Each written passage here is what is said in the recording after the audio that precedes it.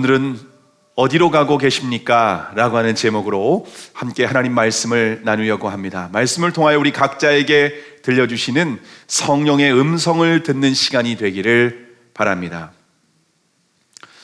여러분, 사람에게 가장 중요한 본분은 무엇일까요? 저와 여러분이 하나님께서 이 땅에 사람으로 지으셨는데 사람의 가장 중요한 본분이 무엇인지 아는 것은 참 중요한 일입니다. 전도서 12장 13절 14절에 보면은 여호와를 경외하고 그 명령을 지킬지어다. 이것이 사람의 본분이니라. 하나님은 모든 행위와 모든 은밀한 일을 선악간에 심판하시리라. 여러분, 사람의 가장 중요한 본분은 하나님을 경외하는 것입니다. 왜냐하면 하나님은 천지 만물을 창조하실 뿐만 아니라 저와 여러분을 사랑하시기 때문입니다. 여기에서 경외라고 하는 단어는 히브리어로 야레라고 하는 단어인데요, 야레라고 하는 단어는 두려워하다라는 의미가 있습니다. 경외는 다시 말하면 하나님을 두려워하는 마음의 태도입니다. 그런데 두려움에는요, 두 종류의 두려움이 있습니다. 얼마 전에 유퀴즈라고 하는 프로그램에서 화성 연쇄 살인 사건의 용의자인 이춘재를 면담한 프로파일러 이진숙 경위가 나왔는데요, 이진숙 경위가 이춘재를 10차례 만나면서 이 사람은 정말 사이코패스구나 라고 하는 것을 느꼈답니다. 왜냐하면 자신의 범죄에 대해서 후회하거나 뉘우쳤는지 물었답니다. 그런데 이춘재의 대답은 내가 만약 범죄에 대해서 생각하거나 뉘우쳤다면 내가 이렇게 많이 살인을 했겠느냐라고 하면서 오히려 반문을 했답니다. 이춘재는 자신이 이 화성 연쇄 살인 사건을 다룬 주제로 만든 영화 살인의 추억이라는 영화를 봤는지 또한 물었는데 봤답니다. 어떻냐고 했더니 아무런 느낌도 없었다라고 대답을 했답니다. 살인의 동기도 없이 그냥 마치 불을 찾아가는 불나방처럼 범행을 저질렀다라고 그렇게 대답을 했습니다. 그럼 정말 두려운 사람 아닙니까? 이런 두려움은 엄밀하게 말하면 공포심이라고 우리가 말할 수가 있습니다. 근데 우리가 하나님을 경외하는 것은 이런 종류의 공포심이 아닙니다. 하나님을 경외하는 것은 오히려 정반대입니다. 하나님을 사랑하고 존경하는 마음에서 나오는 두려움입니다. 하나님을 너무나 사랑하기 때문에 죄로 인하여서 관계가 끊어지는 것을 두려워하는, 하나님과 끊어지게 되는 것에 대한 두려운 마음, 오히려 그것이 경외심입니다. 그래서 찬송가에 보면은요, 주 떠나가시면 내 생명 헛되네, 즐겁고 슬플 때 늘 계시옵소서, 기쁘고 기쁘도다, 항상 기쁘도다, 나 주께 왔사오니 복 주옵소서. 하나님에 대한 경외심은 사랑하는 하나님과 나를 사랑하시는 그 하나님과 함께 연합하고 동행하는 것에 대한 그 기쁨과 감격에서 오는 두려움입니다. 그래서 구약학자 권혁승 교수는 경외라고 하는 이 단어는 무서움으로 벌벌 떠는 두려움이 아니라 무엇인가의 강력한 이끌림에 의해서 앞으로 나아가게 되는 신비로움이 동반된 두려움이다 라고 표현을 했습니다. 그러니까 우리가 정말 사랑하는 사람, 정말 내가 너무나도 정말 마음이 두근거리며 사랑하는 그러한 대상과의 만남이 있을 때에 느껴지는 그러한 마음이 오히려 경외심이다라고 성경은 우리에게 말하고 있습니다. 여러분은 하나님을 경외하십니까?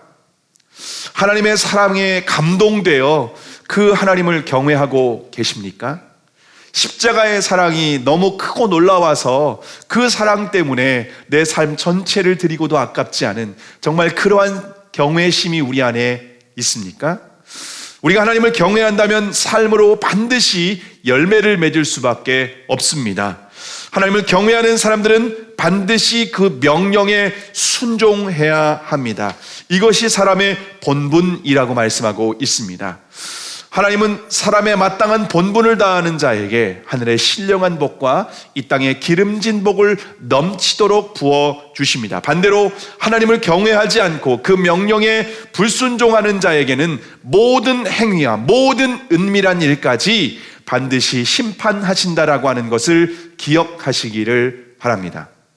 자, 오늘 본문에 보시면은 하나님께서 선지자 요나를 느느웨로 보내십니다. 니느웨는 고대 아수르 제국의 수도였습니다. 자, 그런데 느느웨의 죄가 하늘까지 상달하게 되어서 이제 하나님께서 곧 심판하시기로 작정을 하셨습니다. 실제로 근대에 발견된 이 자료에 의하면요, 아수르 사람들이 얼마나 잔인했는지 알 수가 있는데요, 전쟁에서 승리를 하면은요, 사람을 잡아서 강제로 입을 벌려가지고 혀를 뽑아냈다고 합니다. 뿐만 아니라 이 땅에다 4군데의 말뚝을 밟고 사람의 팔과 다리를 묶습니다. 그리고 머리부터 발끝까지 사람의 가죽을 다 벗겨버려서 성벽에 걸어놓기도 했답니다. 이처럼 니느웨는 정말 천인공노할 죄를 지은 나라였습니다. 그래서 하나님께서 심판하시기로 작정을 하십니다. 자, 그런데 왜 아수르를 심판하시기 전에 선지자 요나를 니느웨에 보내실까요? 에스겔 33장 11절에 보면은 주 여호와의 말씀에 나의 삶을 두고 맹세하노니 나는 악인의 죽는 것을 기뻐하지 아니하고 악인이 그 길에서 돌이켜 떠나서 사는 것을 기뻐하노라. 하나님은 아무리 아수르와 같이 약한 죄인이라 할지라도 죽는 것을 결코 기뻐하시지 않습니다. 오히려 돌이켜 회개하기를 원하시는 분이십니다. 우리의 생각으로는 도저히 측량할 수 없는 하나님은 사랑의 하나님이시다라고 하는 것입니다. 그래서 하나님은 니느웨를 심판하시기 전에 마지막으로 회개할 수 있는 기회를 주시기 위해서 요나를 보내시는 겁니다. 자, 그러면 하나님의 사명을 받은 요나가 어떻게 했습니까? 오늘 본문 3절의 말씀을 우리가 함께 읽도록 하겠습니다. 시작. 그러나 요나가 여호와의 낯을 피하려고 일어나 다시스로 도망하려 하여 욥바로 내려갔더니 마침 다시스로 가는 배를 만난지라. 여호와의 낯을 피하여 함께 다시스로 가려고 선가를 주고 배에 올랐더라. 자, 여러분 3절에 보니까는요, 그러나 요나가 라고 말씀으로 시작을 하고 있습니다. 요나는 니느웨로 가라고 했는데 오히려 여호와의 낯을 피하여 다시스로 도망가려고 욥바로 내려갔습니다. 욥바는 배가 있는 항구 도시였습니다. 다시스는 지금으로 말하면요, 스페인입니다. 스페인. 반면에 니느웨는 지금으로 하면은 중동 이라크입니다. 쉽게 말하면 니느웨는 동쪽 방향이고 다시스는 서쪽 방향입니다. 그런데 요나는 동쪽으로 가는 것이 아니라 서쪽으로 가고 있습니다. 요나가 뭐 청개구리 같지 않습니까? 왼쪽으로 가라고 했는데 오른쪽으로 가고, 오른쪽으로 가라고 했는데 왼쪽으로 가는 그러한 상황입니다. 지금 요나는 하나님이 말씀하신 방향과는 정반대 방향으로 가고 있습니다. 자, 그러면 왜 요나는 하나님의 명령과 정반대로 가고 있을까요? 왜냐하면 당시에 아수르가 북이스라엘을 공격하고 매우 잔인한 그리고 끔찍한 짓을 저질렀기 때문입니다. 뿐만 아니라 이스라엘은 아수르의 조공을 바치며 아주 비참한 삶을 살 수밖에 없었습니다. 결국 북이스라엘은요, BC 722년에 요나가 니느웨에 선포했던 그 아수르에 의해서 북이스라엘이 완전히 나라가 멸망하게 됩니다. 그러니까 지금 이 아수르는요, 이스라엘의 철천지 왼수입니다. 이 왼수 덩어리 아수르, 니느웨, 그런 나라가 바로 니느웨 성읍이었습니다. 우리나라로 생각하면, 일본으로 생각하면 아주 쉽게 이해할 수 있으리라 생각이 됩니다. 이스라엘 입장에서 아수르가 하나님의 심판을 받고 멸망하게 된다는 소식을 들었을 때 요나의 마음이 어땠을까요? 슬펐을까요? 좋았을까요? 요나에게는 니느웨가 심판받는다는 소식이 복음 중에 복음이었습니다. 너무나도 기쁜 소식이었습니다. 그래서 요나는 니느웨가 회개하지 않고 하나님의 심판을 받고 멸망을 받았으면 좋겠다라고 하는 마음으로 다시스로 도망가고 있는 상황입니다. 자, 요나가 도망가려고 욥바에 도착했는데 때마침 다시스로 가는 배를 만나게 됩니다. 당시에 여러분 인터넷이나 이런 것이 발달하지 않아서 다시스로 가는 배가 얼마나 있는지 출항하는 그런 시간도 정확하게 알 수 없는 거 아니겠습니까? 지금 하나님의 말씀을 듣고 지금 막 급하게 도망가는 상황인데 그런 걸 알 수 있는 것이 없었습니다. 근데 기가 막히게 우연치고 너무 딱 들어맞는 겁니다. 요나가 하나님의 명령에 반대로 가는데 어쩜 이렇게 아다리가 딱딱 맞는지 모릅니다. 혹시 저와 여러분이 하나님의 말씀과 정반대로 가고 있는데 승승장구하고 있지는 않습니까? 하나님의 말씀에 불순종하는데 사업도 대박나고 가정과 자녀들도 형통하지 않습니까? 여러분, 그렇다면 아직 좋아하기는 이릅니다. 영화나 드라마는요, 끝까지 봐야 됩니다. 끝까지 봐야 되는데, 자, 그러면 요나 선지자가 정반대 방향으로 갈 때 어떻게 될까요? 오늘 보면 4절과 5절의 말씀, 4절과 5절의 말씀을 함께 읽겠습니다. 시작. 여호와께서 대풍을 바다 위에 내리심에 바다 가운데 폭풍이 대작하여 배가 거의 깨어지게 된지라. 사공이 두려워하여 각각 자기의 심들을 부르고 또 배를 가볍게 하려고 그 가운데 물건을 바다에 던지니라. 그러나 요나는 배 밑층에 내려가서 누워 깊이 잠이 든지라. 자, 갑자기 요나가 타고 있던 배에 강한 바람이 불기 시작을 하는 겁니다. 파도가 점점 휘몰아치면서 배가 미친 듯이 요동을 치는 겁니다. 어젯밤에 먹은 야식까지 막 다 올라오면서 오바이트하고 난리가 났습니다. 나중에는 막 더 이상 넘어올 것이 없어서 막 쓴물이 막 올라오고 지금 죽느냐 사느냐 지금 아주 위기의 상황입니다. 사공들은 두려워서 지푸라기라도 붙잡는 심정으로 온갖 신들을 막 부르기 시작합니다. 하나님, 부처님, 천지신령이여 막 꼬무신 집신까지 막 다 불러가면서 막 살려달라고 난리가 났습니다. 나중에는요, 물건을 막 바다에 집어던지면서 살려달라고 해도 아무런 소용이 없습니다. 배가 파선하기 일보 직전까지 가게 됩니다. 자, 그런데 지금 바다 한가운데 폭풍을 내리신 분이 누구일까요? 4절에 보면요, 여호와께서 대풍을 바다에 내리심에 라고 말씀하고 있습니다. 여러분, 하나님은 천지 만물의 주인이십니다. 모든 것을 통치하시고 다스리시는 하나님이십니다. 태풍은 자연 법칙에 의해서 우연히 일어난 것이 아닙니다. 창조주 하나님께서 대풍을 바다 위에 내리셨다라고 분명히 말씀하고 있습니다. 하나님은 뿐만 아니라 3년 6개월 동안 비와 이슬을 멈추게도 하십니다. 그리고 또다시 내리게도 하시는 분이 바로 하나님이십니다. 모든 만물은 철저하게 하나님의 주권과 통치 가운데 이루어지고 있다라고 하는 것을 우리가 분명히 알아야 됩니다. 하나님 아버지께서 허락하시지 않으시면 참새 한 마리도 결코 헛되이 죽는 일이 없다. 주님 우리에게 분명히 말씀을 하고 있습니다. 자, 그런데 이렇게 난리가 났는데 도대체 요나는 뭘 하고 있을까요? 요나는 뭘 하고 있는지.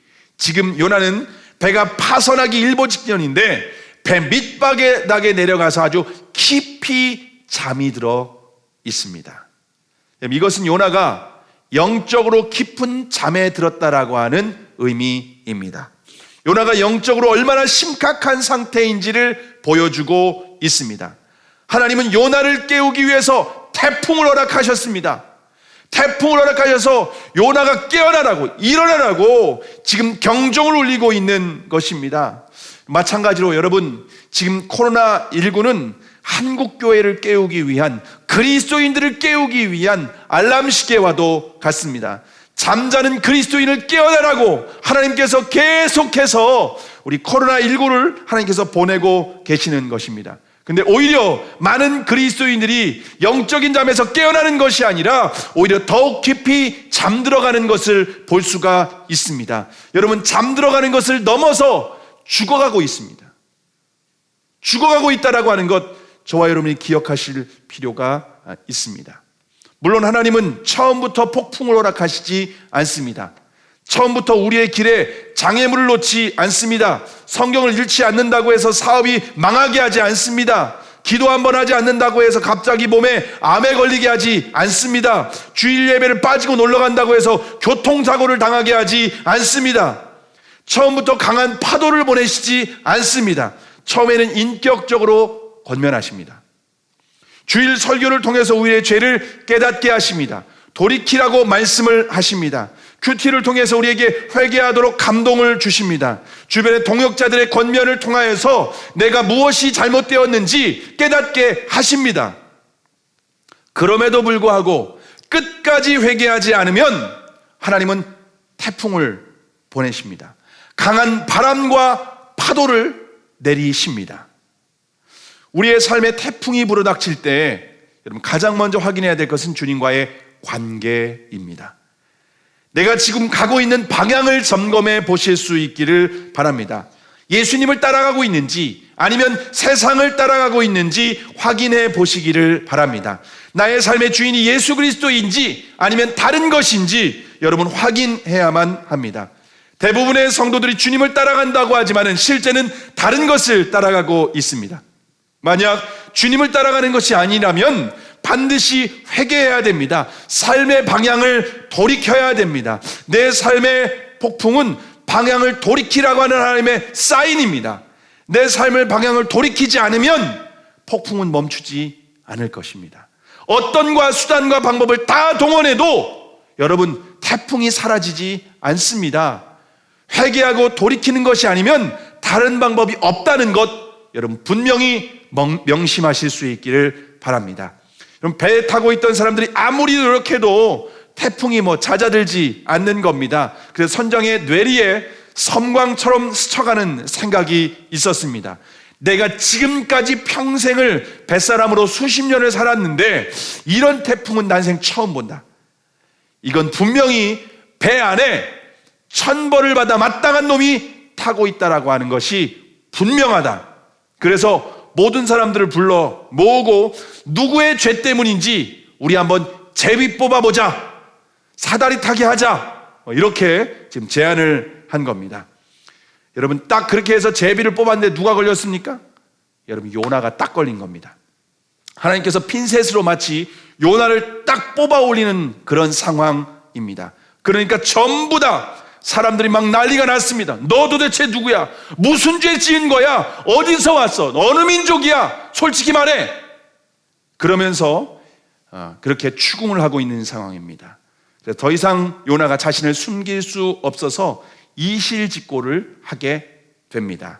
자, 그러면 요나가 자신을 어떻게 소개하고 있습니까? 오늘 본문 9절과 10절의 말씀, 9절과 10절의 말씀을 함께 읽겠습니다. 시작. 그가 대답하되 나는 히브리 사람이요 바다와 육지를 지으신 하늘의 하나님 여호와를 경외하는 자로라 하고, 자기가 여호와의 낯을 피함인 줄을 그들에게 고하였으므로 무리가 알고 심히 두려워하여 이르되 내가 어찌하여 이렇게 행하였느냐 하니라.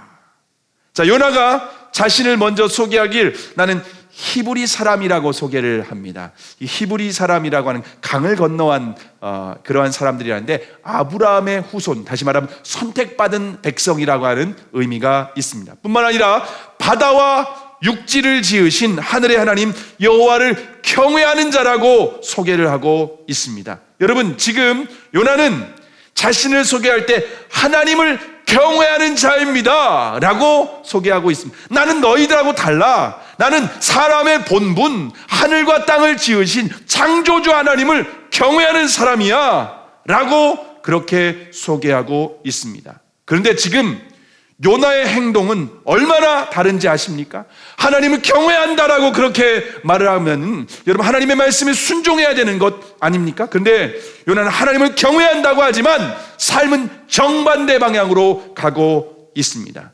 요나의 입술은 하나님을 경외하는 자입니다 라고 말하지만 그의 삶은 정반대로 가고 있으면서 나는 하나님을 경외합니다 라고 이렇게 거짓말을 하고 있는 것을 볼 수가 있습니다. 말로는 하나님을 경외하지만 실제의 삶은 하나님을 조롱하고 있는 것이 바로 요나의 모습입니다. 저와 여러분은 어떻습니까? 우린 주일마다 예배를 드리며 예수님을 주님이라고 고백을 합니다. 또한 예수님의 제자라고 우리는 알고 있습니다. 그런데 실제 삶은 어떻습니까? 예수님을 따라가고 있습니까? 우리의 입술과 같이 우리의 삶도 예수님을 주님으로 따라가고 있습니까? 예수님이 이끄시는 방향으로 우리가 순종하며 나아가고 있습니까? 혹시 부담스럽지 않은 말씀은 순종하는데 부담스러운 말씀은 거부하고 계시지는 않습니까? 자신의 생각과 경험을 기준으로 내 마음에 내키면 순종하고 내키지 않으면 거부하는 불순종을 하고 있지 않습니까? 디도서 1장 16절에 보면은 그들이 하나님을 시인하나 행위로는 부인하니 가증한 자요 복종하지 않으려는 자요 모든 선한 일을 버리는 자니라. 우리가 입술로는 하나님을 시인하지만 행위로는 하나님을 부인할 때 하나님은 오히려 가증하다라고 말씀을 하십니다. 여러분 하나님을 경외하는 것이 그것은 결코 아니다 우리에게 말씀을 하고 있습니다. 요나는 하나님의 끈질긴 추격에 비로소 자신의 죄를 깨닫고 회개하게 됩니다. 자신이 여호와의 낯을 피하여 도망가고 있기 때문에 태풍이 멈추지 않는 것이다 라고 하면서 사람들 앞에 정직하게 자신의 죄를 고백하고 있습니다. 주님께서 저와 여러분의 죄를 깨닫게 하실 때가 있습니다. 저와 여러분의 삶의 방향이 주님과 다른 방향을 갈 때 태풍을 일으키십니다. 때로는 제비 뽑는 것처럼 핀셋으로 우리를 딱 뽑아내실 때가 있습니다. 하나님 우리의 죄를 회개하라고 하는 사인입니다. 여러분 그럴 때 숨기고 포장하고 변명하고 하려고 하지 않기를 바랍니다. 정직하게 자신의 죄를 고백하실 수 있기를 바랍니다. 만약 다른 사람에게 피해를 줬다면 분명하게 죄를 용서하고 죄를 고백하고 용서를 구하시기를 바랍니다.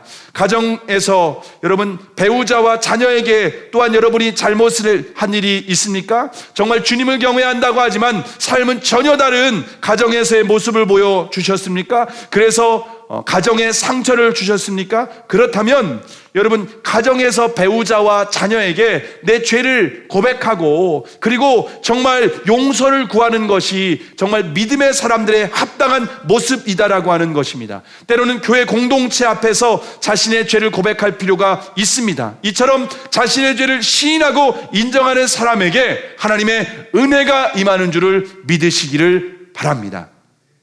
몇 년 전 성도들에게 가장 존경받는 목사님이 누구인지 설문조사를 했습니다. 생존 여부와 관계없이 가장 존경받는 목사님 1위로 한경직 목사님이 뽑히셨습니다. 한경직 목사님은 1992년에 종교계의 노벨상이라고 불리우는 템플턴 상을 받기도 하셨습니다. 그런데 성도들이 한경직 목사님을 존경하는 이유는 템플턴 상을 받았기 때문이 아닙니다. 그분이 오히려 템플턴 상 시상식장에서 이렇게 고백했기 때문입니다. 저는 일제 강점기 때 신사 참배를 했으나 여태껏 회개하지 않았습니다. 반세기 전에 지은 우상 숭배의 죄를 참회합니다. 가장 영광스럽고 가장 자랑스러운 시상식장에서 자신의 죄를 공개적으로 회개하셨습니다. 그럴 때 그 모습을 보고 한국교회 지금도 기억하는 많은 성도들이 한경직 목사님을 존경한다고 고백을 하는 것을 볼 수가 있습니다. 여러분 주님은 우리를 사랑하시기 때문에 죄를 드러내십니다. 성경에 하나님의 사람들의 죄를 하나님은 결코 덮어두거나 숨겨두지 않으십니다. 태풍과 제비 뽑기를 통하여서 우리 안의 죄를 드러내십니다. 그럴 때 우리는 주님 앞에 정직하게 우리의 죄를 자백하고 정말 다른 사람에게 피해와 아픔을 주고 상처를 주었다면 정말 진심으로 용서를 구하는 마음, 진심으로 용서를 구하는 행동, 여러분 그것이 정말 회개하는 사람의 합당한 모습인 줄을 믿으시기를 바랍니다. 자, 요나는 자신의 죄를 고백한 후에 어떻게 할까요? 그것으로 끝나지 않았습니다. 고백하고 끝나지 않고 그 후에 어떻게 할까요? 오늘 본문 12절의 말씀을 우리가 함께 읽겠습니다. 시작. 그가 대답하되 나를 들어 바다에 던지라. 그리하면 바다가 너희를 위하여 잔잔하리라. 너희가 이 큰 폭풍을 만난 것이 나의 연고인 줄을 내가 아노라 하니라.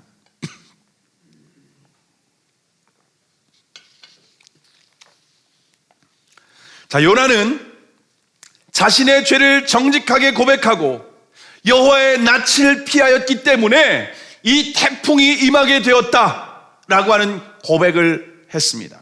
그것으로 끝나지 않고 나를 들어서 바다에 던지라, 그렇게 여러분 말을 하고 있습니다. 여러분 지금 이 요나의 고백은요, 죽음의 고백 아니겠습니까? 태풍이 배 안에 있어도 죽기 일보 직전입니다. 그런데 배 바깥으로 파도에 몸을 던지게 될 때 어떻게 되겠습니까? 여러분 죽을 수밖에 없는 겁니다. 근데 요나는 자신을 바다에 던지라고 말을 하고 있습니다. 그러면 폭풍이 멈추고 바다가 잔잔하게 될 것이다 라고 말을 합니다. 요나는 자신의 죄에 대한 책임을 지고 있습니다. 근데 사람들은 배를 육지로 돌리기 위해서 힘써 노를 저었지만 오히려 파도는 더 거세게 몰아치는 겁니다. 결국 요나를 들어 바다에 던지게 되었습니다. 그런데 놀랍게도 바다의 폭풍이 멈추고 잔잔하게 되는 겁니다.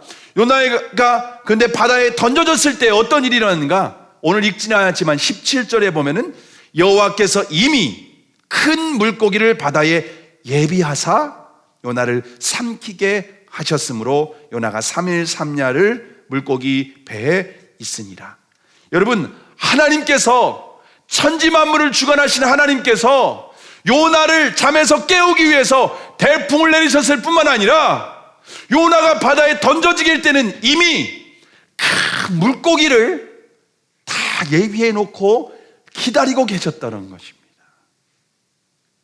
그래서 결국 요나는 바다에 던져졌을 때 큰 물고기가 요나를 삼켜서 요나는 물고기 뱃속에서 3일 밤낮을 보내게 됩니다. 여러분, 근데 요나와 같이 예수님도 자신의 생명을 십자가의 죽음에 내어 던지셨습니다.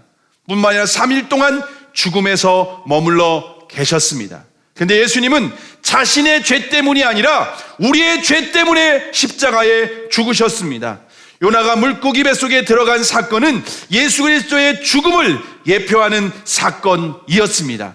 마태복음 12장 39절에서 40절에 보면은 예수께서 대답하여 가라사대 악하고 음란한 세대가 표적을 구하나 선지자 요나의 표적밖에는 보일 표적이 없느니라. 요나가 밤낮 사흘을 큰 물고기 뱃속에 있었던 같이 인자도 밤낮 사흘을 땅속에 있으리라 라고 말씀을 하고 있습니다. 여러분, 우리는 자신의 죄를 절대로 책임질 수 없습니다. 요나가 자신의 몸을 바다에 던진다고 해가지고서 죄가 해결되는 것이 아닙니다. 오직 예수 그리스도만이 우리의 죄를 책임질 수 있는 유일한 구원자이십니다.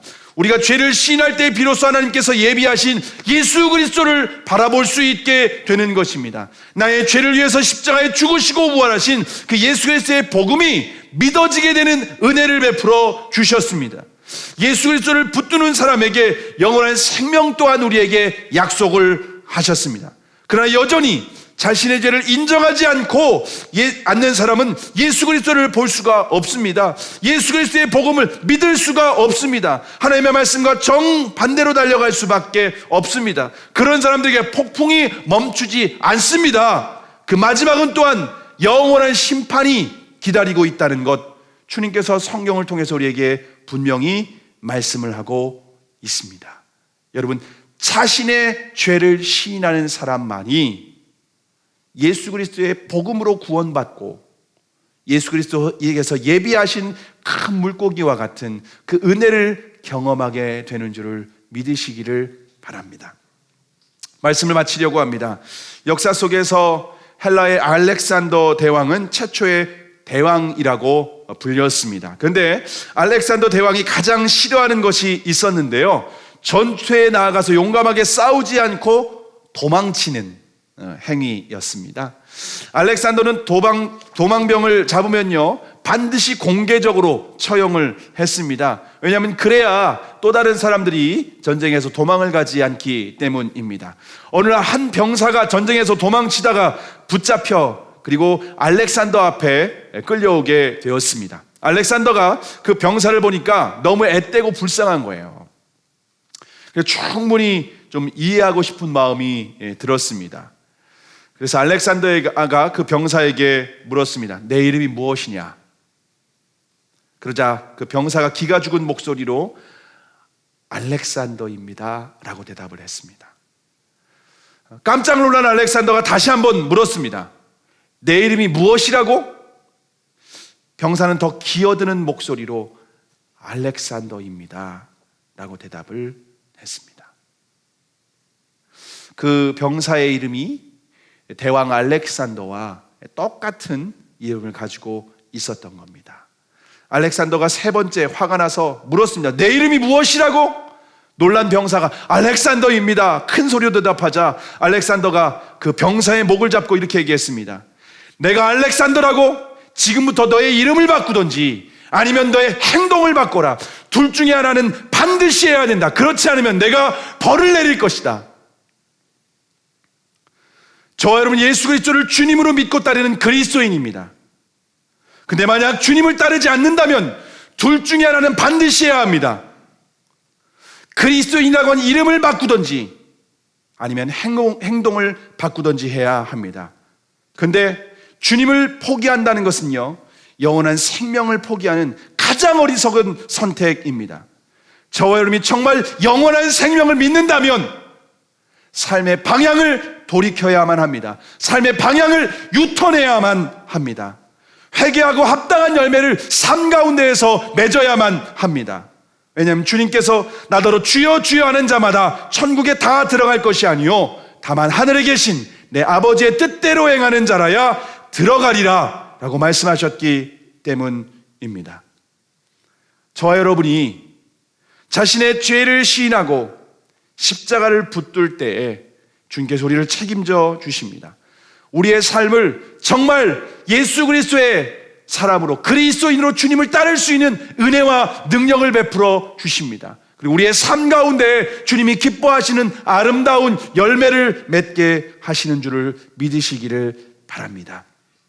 여러분, 제가 목회자였고 사역자로 정말 오랜 시간 20년 동안 그렇게 이상 동안 살아왔는데 저는 목사였고 말씀을 가르치고 마치 요나 선지자와 같이 복음을 전하는 입장이었었지만은 제 삶이 주님과 반대로 갈 때가 얼마나 많이 있었는지 모릅니다.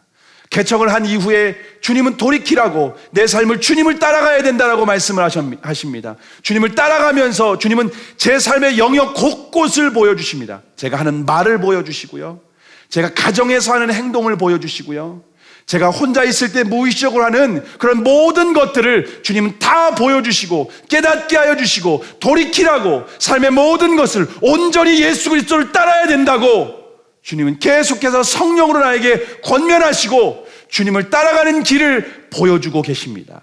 그 길을 순종할 때 주님께서 예비하신 은혜가 있습니다. 그 길을 따라갈 때 성령의 임재가 있습니다. 그 길을 따라갈 때 성령님께서 나와 함께 하시는 놀라운 기적과 역사를 경험하게 됩니다. 저와 여러분이 정말 그리스도인이라고 하는 이름만 가지고 있지만 가지고 있는 것으로 멈추지 않고 우리가 가는 삶의 길을 어디로 가고 있는지, 어떤 방향으로 가고 있는지, 니느웨로 가라고 했는데 다시스로 가고 있는 것은 아닌지, 주님은 나를 깨우기 위해서 태풍을 보내시고 제비를 뽑게 하시고 돌이켜야 된다, 회개해야 된다, 유턴해야 된다, 권면하시고 말씀하시는 그 주님의 음성에 여러분, 저와 여러분 믿음으로 반응하실 수 있기를 바랍니다. 우리의 연약함과 죄와 우리의 악함을 주님 앞에 고백하시며 정말 주님이 말씀하신 방향으로 나아갈 수 있게 해달라고 주님께 은혜를 구하고 십자가를 붙들고 성령의 도우심을 구하는 자들이 결국 주님을 따라가는 참된 제자의 삶, 그리스도인의 삶을 살아갈 수 있는 줄을 믿으시기를 바랍니다. 이것이 하나님을 경외하는 사람들의 삶인 줄을 믿으시기를 바랍니다. 저와 여러분이 하나님께서 우리를 창조하신 사람의 본분을 다함으로 하나님을 경외하며 그 명령에 순종하는, 그리하여 합당한 열매를 맺는 저와 여러분이 되기를 주님의 이름으로 축원합니다. 기도하시겠습니다.